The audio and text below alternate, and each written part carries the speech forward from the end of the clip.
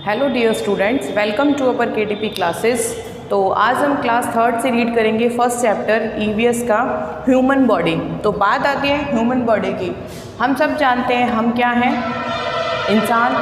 आप उसमें डिस्क्राइब करोगे अलग अलग क्या है कैसे हैं। तो हम बात करते हैं अपनी ह्यूमन बॉडी की। ह्यूमन बॉडी ये तो यानी सिंगल है। ह्यूमन बॉडी में बहुत सारे पार्ट्स, बहुत सारे ऑर्गन्स मिल करके हमें बनाते हैं, एक पूरी बॉडी को रेडी करते हैं और सारे पार्ट्स एक साथ मिल करके वर्क करते हैं, सारे ऑर्गन्स हैं। तो आज हम बात करने वाले हैं ह्यूमन बॉडी के ऑर्गन्स की।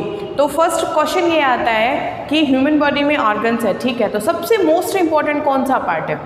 यही क्वेश्चन सबसे पहले आता है, छोटे बच्चों के दिमाग में यही आएगा कि मैम सबसे पहले कौन सा सबसे ज़्यादा इम्पोर्टेंट बॉडी पार्ट है जिसकी हमें सबसे ज़्यादा ज़रूरत होती है। लेकिन हम धीरे धीरे देखेंगे कि कौन सा ज़्यादा इम्पोर्टेंट है, ठीक है। तो चलो स्टार्ट करते हैं। फर्स्ट अपन स्टार्ट करते हैं अपनी अपर पार्ट से, यानी आई से। तो फर्स्ट अपने पास पार्ट आता है अपने आईज़ का।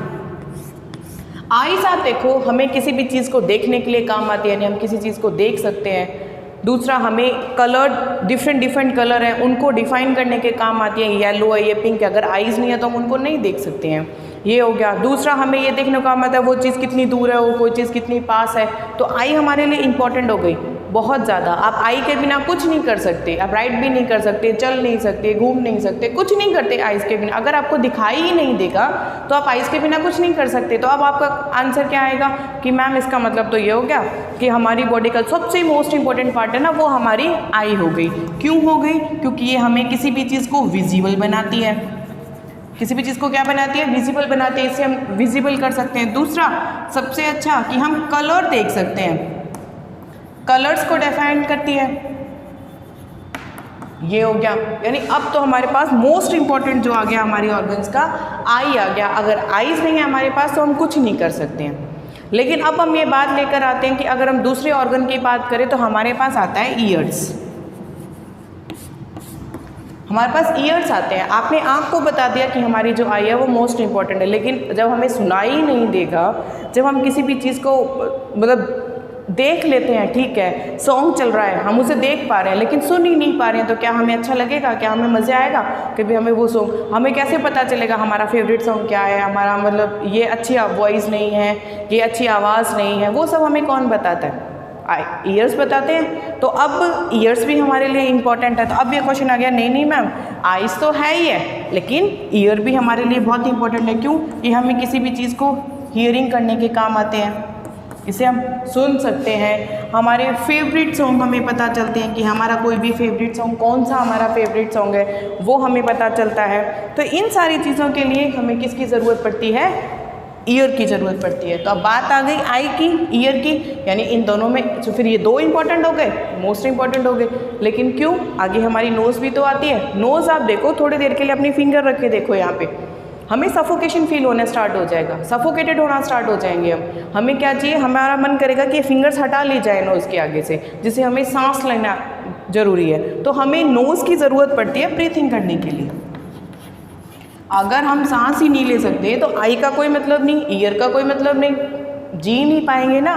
तो मोस्ट इम्पॉर्टेंट मतलब बात आती है कि हमें ब्रीथिंग की सबसे ज़्यादा ज़रूरत है। लाइफ को जीने के लिए हमें सांसों की ज़रूरत पड़ती है, हमें ब्रीथ करना पड़ता है, तो हमें ब्रीथिंग की सबसे ज़्यादा होगी। अब दूसरी बात स्मेल की। बैड ऑर्डर है, गुड ऑर्डर है किसी इस चीज़ की, ओहो ये तो स्मेल गंदी है, ये हमें किससे पता चलता है? हमारी नोज़ बताती है कि ये चीज़ सड़ चुकी है, ये चीज़ फ्रेश है, इस चीज़ से बहुत अच्छी खुशबू आ रही है, फ्रेगनेंस आ रही है, और ये चीज़ में बहुत गंदी स्मेल आ रही है, बहुत गंदा ऑर्डर आ रहा है। तो वो हमें कौन बताता है? नोज़ बताता है। तो अब इसका मतलब हमारे पास नोज़ इंपॉर्टेंट हो गई।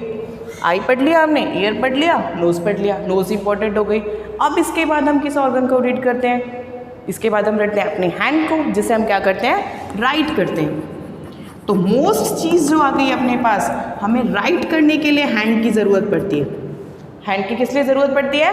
राइट करने के लिए, और किसी भी चीज़ को होल्ड करने के लिए, किसी भी चीज़ को थ्रो करने के लिए, किसी भी चीज़ को पिक करने के लिए, और मोस्ट जो हमारा फेवरेट गेम है क्रिकेट, कैच करने के लिए। तो हमें इन हैंड की बहुत सारी जगह काम आती है। किसी भी चीज़ को होल्ड करो, कैच करो, थ्रो करो या फिर किसी भी चीज़ को हम मतलब आप किसी भी चीज़ को कैच करोगे तो आपको हाथ की ज़रूरत है, एक चीज़ को उठा करके दूसरी जगह रखोगे तो आपको हाथ की ज़रूरत है, अब मैं राइड कर रही हूँ तो आपको हाथ की ज़रूरत है। तो हाथ की भी बहुत ज़्यादा यानी हैंड है वो हमें चाहिए।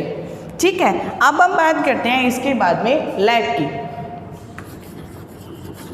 लेग्स की बात करते हैं तो पैर क्या होते हैं, हमें एक जगह से दूसरी जगह लेके जाते हैं। तो पहला तो इसका मोस्ट इंपॉर्टेंट आ गया प्लेस एनीवेयर। आप एक जगह से दूसरी जगह कहीं भी जा रहे हो तो आपको किसकी ज़रूरत पड़ती है, लेग्स की ज़रूरत पड़ती है। आप बिना पैरों को कहीं जा ही नहीं सकते। आप खुद ही सोचो, अगर हमारे पैर में चोट लग जाती है तो हम एक ही जगह बैठे रहते हैं और मम्मी को आवाज़ लगाते हैं, मम्मी ये चीज़ ला के देना, मम्मी वो चीज़ ला के देना, बड़े भैया को बोलते हैं ये ला के देना, वो करे तो करे नहीं तो ना करे, होता है ना। अब फिर ये सोचते हैं कि अरे पैर में चोट नहीं लगी होगी तो हम बहुत कुछ कर सकते थे, बहुत कुछ हो जाता, लेकिन हमें पैर की भी ज़रूरत है। तो लेग की बात हो गई। अब देखो हम बात करते हैं, इतनी देर से मैं आपको सारी चीज़ें बता रही हूँ, सारी चीज़ चल रही है। हमने आई की बात की, ईयर की बात की, नोज़ की बात की, हैंड की बात की, लेग की बात की, लेकिन सब इतनी देर से मैं आपको सारी चीज़ें बता कैसे रही हूँ, कौन सा इंपॉर्टेंट है, माउथ। अब हम बात करते हैं माउथ की।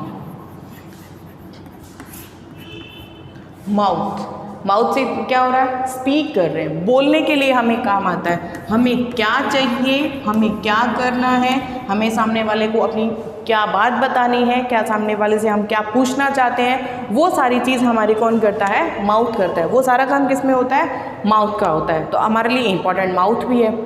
ठीक है, अब माउथ में जो पार्ट्स आते हैं वो हमारे पास आते हैं कि हम माउथ में अगर बात करते हैं तो अपने माउथ जो बनाते हैं वो बनाते हैं टंग एंड टीथ। दो इंपॉर्टेंट पार्ट हैं माउथ के अंदर। एक तो आता है टंग, बिना जीभ के बोल नहीं सकते, बिना टंग के हम बोल ही नहीं सकते। अगर माउथ है हमारे पास, लेकिन स्पीक करने के लिए इन दो चीज़ों की ज़रूरत पड़ती है ना।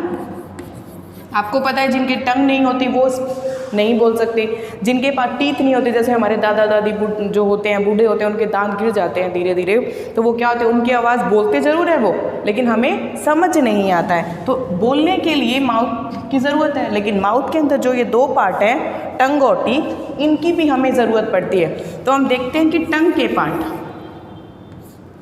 टंग में जो आगे वाला पार्ट है वो हमें बताता है, जो हम टेस्ट करते हैं ना, टंग का जो मेन पार्ट है वो है टेस्ट करना। किसी भी चीज़ को टेस्ट करके बताता है कि ये कड़वी है, ये खट्टी है। कई बार होता है ना चख के बताना, तो हम किससे बताते हैं, चख के, टंग से बताते हैं। तो टंग हमें क्या बताता है, टेस्ट बताता है, ये चीज़ अच्छी नहीं है, ये चीज़ कड़वी है, ये कौन बताता है, टंग बताता है। तो हम एक बार देख लेते हैं कि टंग का कौन सा पार्ट हमें इस टेस्ट को बताता है। तो जो आगे वाला फ्रंट पार्ट होता है ना, वो हमें बताता है स्पीच के बारे में।